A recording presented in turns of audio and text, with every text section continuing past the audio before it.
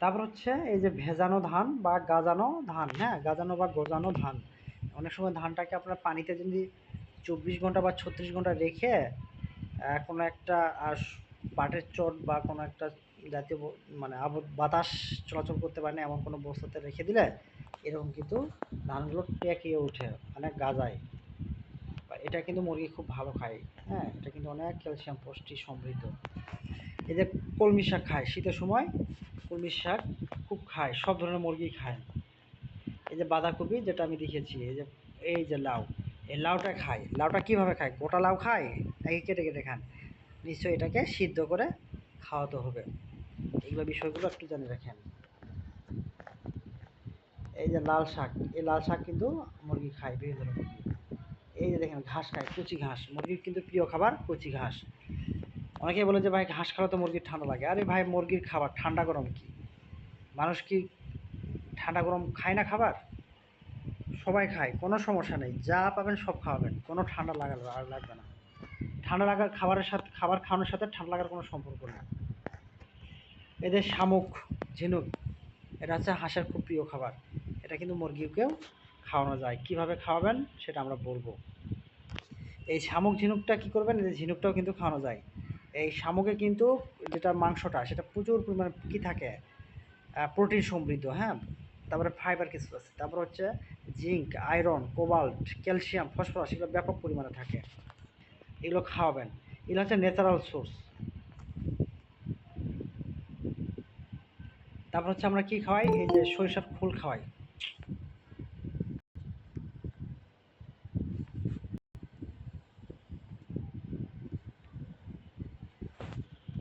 তো সরষাও কিন্তু আমরা খাওয়াই।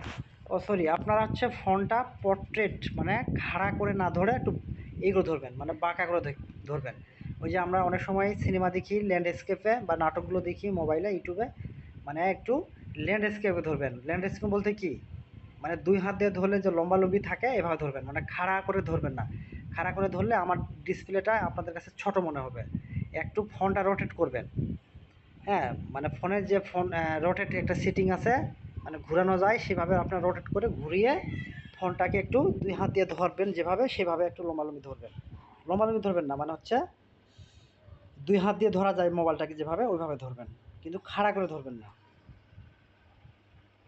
তারপরে আমরা অনেক সময় বানানোর ফিট খাওয়াই, হ্যাঁ, এটা আপনারা দিতে পারেন। তারপরে লবণ, অবশ্যই লবণ খাওয়াবেন মাঝে মাঝে ফিটের সাথে, মানে যে খাবারটা তৈরি করবেন তার সাথে, খাবারের সাথে দিবেন। সরাসরি লবণ খাওয়াবেন না। আমরা কি করি, সরাসরি মুরগিকে পানির সাথে লবণ দেই। অতিরিক্ত কিন্তু লবণ কিন্তু ভালো খাওয়ানো ঠিক না। হ্যাঁ, সোডিয়াম ক্লোরাইড, এরা কিন্তু পানির অতিরিক্ত লবণ খাওয়ালে এই লবণটা কিন্তু আপনার দেহের মধ্যে মাত্রাতিক লবণ কিন্তু ব্লাডের মধ্যে প্রেশার তৈরি করে। হ্যাঁ, এতে হিতে বিপরীত হতে পারে। এই যে কলমি শাক, এগুলো হচ্ছে আপনারা কেটে কেটে দিয়ে দেবেন, মুরগি খুব ভালো খাবে। তো এতক্ষণ আমরা দেখলাম যে মুরগি কি কি ধরনের খাবারগুলো খেয়ে থাকে। তো আমরা যে খাবারগুলোর কথা দেখালাম, সেই খাবারটা পৃথিবীতে যত রকমের মুরগি আছে, কেউ না কেউ কোনো না কোনো খাবারগুলো খুবই প্রিয় খাবার। হ্যাঁ, তবে কিছু কিছু খাবার আছে সেটা মাস্ট বি, সব মুরগি খায়। যেমন গমের ভুট্টা, গম ভুট্টা, এটা সবাই খায়। আবার কলা সব মুরগি খায় না, বিশেষ করে দেশি মুরগিগুলো খায়, দেশি মুরগি টাইপের। এই যে লাউ দেখালাম, লাউ কি সবাই খাবে? ব্রয়লার খাবে? ব্রয়লার তো জীবনে মনে হয় এটা ঠোঁটেই দিবে না। তো এরকম আর কি, হ্যাঁ। তো যে খাবারগুলোর কথাগুলো আমি দেখিয়েছি সেগুলো আপনি খাবার, ওইগুলো দিয়ে খাবার নিজেও তৈরি করতে পারবেন। আবার কিছু কিছু খাবারের কথা বললাম সেটা হচ্ছে ন্যাচারাল সোর্স। আপনারা একটু ভালো করে জেনে রাখবেন, মুরগি পালনের 80 থেকে 90%, মানে 80 থেকে 90% খরচ হয় খাবার ব্যবস্থাপনার ক্ষেত্রে।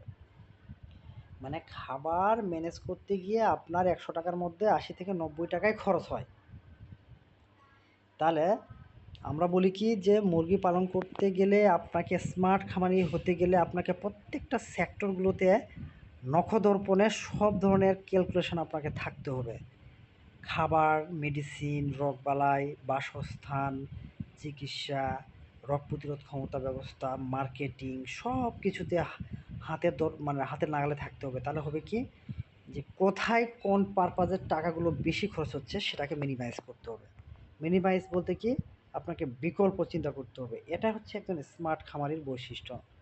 তো দেখা গেছে যেহেতু 80 থেকে 90% খরচ হয়, তাহলে আপনাকে সেটাই চিন্তা করতে হবে যে আপনার খাবার ব্যবস্থাপনাটাকে এমনভাবে ঢেলে সাজানো যাতে করে কোনো খরচটা মিনিমাম যেন 70% মধ্যে হয়ে যায়, মানে 60 থেকে 70% মধ্যে। তো সেটাই আমি আজকে আপনাদেরকে একটা আইডিয়া দেওয়ার চেষ্টা করব, যেটা আপনারা ফলো করলে মোটামুটি একটা 60 থেকে মানে 65 থেকে 70% খরচ করতে পারবেন। মানে মানে এটার মধ্যে কিন্তু আপনাকে নিয়ে আসতে হবে।